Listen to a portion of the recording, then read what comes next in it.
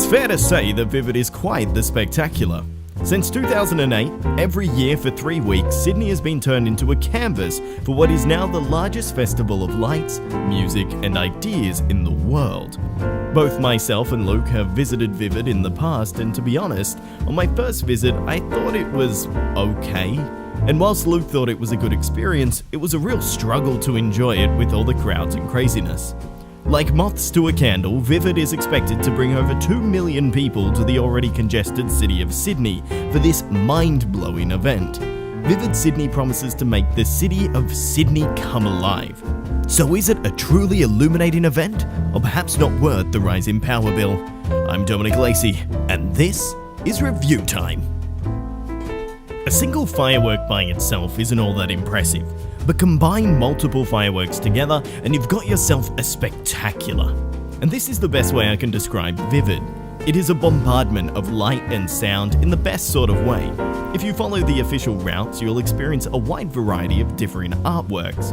Whilst not every piece of art is worth gawking at, the overall experience leaves you feeling satisfied.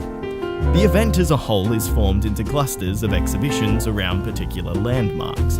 There may be times in your exploration where you don't really come across anything, and this is very obvious when travelling from Darling Harbour to Circular Quay via Barangaroo, where at times it can honestly feel like you're lost. We did need to reference our maps a couple of times because the signage isn't all that obvious or common. This lack of art between sections can be a dampener on the whole city comes alive concept, but it does give your eyes a chance to recover. As mentioned, we started our night in Darling Harbour, and after eating some incredible chicken katsu curry, we found a nice place to view the fireworks show, which is on every Friday and Saturday at 8 PM over the event. Sydney is known for its impressive fireworks, and whilst this doesn't compare with the New Year's events, it went just long enough to leave a smile on your face, but was also just short enough to not leave you bored. From there we ventured to Barangaroo, a new addition to Vivid. We wanted to explore the installation and see the giant puppet that everyone was talking about. Whilst the area was very beautiful, unfortunately whilst we were there the puppet was having some technical difficulties and wasn't out and about. This was disappointing, but we had to keep moving, so we ventured to the start of the Circular Quay circuit. Circular Quay is the creme de la creme of Vivid. Everybody knows the sweeping views of the Harbour Bridge and the wonderful projections on the Opera House. This year was extra special with a spotlight installation put above Circular Quay, which added an amazing level of kinetics to the sky. Circular Quay feels the most vivid of all the areas, but it is also the most crowded. But we made an effort to keep heading through to the Botanical Gardens from the ferry terminal. This is where we experienced something rather disappointing. Because we started at Darling Harbour for the fireworks show at 8 PM, we arrived at the Botanical Gardens at around 10:40. Vivid and the Botanical Gardens are advertised as being open until 11 PM, and we arrived to a close sign. I could understand this if there was a large line that needed to be camped, but the gardens were empty. If you say something is open until a time, you need to leave it open until that time, otherwise it just mucks up everyone's planning.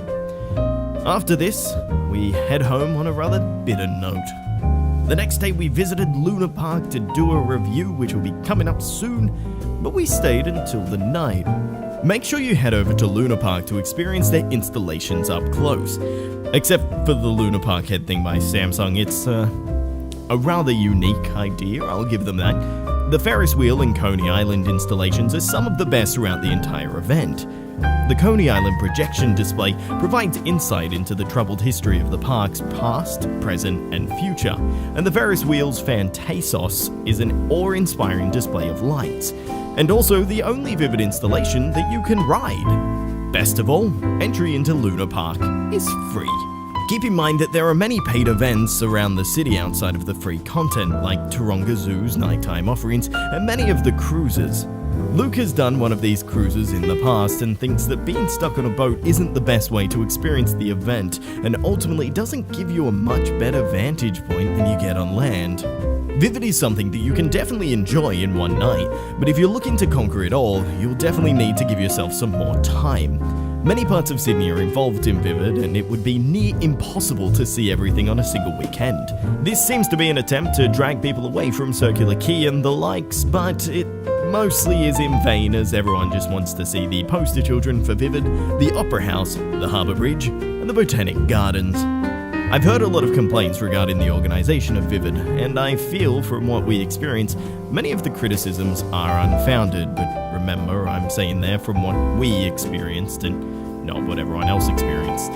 We were there for opening night, what was meant to be one of the busiest, and it was a breeze to get around. We were guided through paths and alleys that, especially around Circular Quay, took you off the beaten path, but as theme park enthusiasts, we understand the need for crowd control.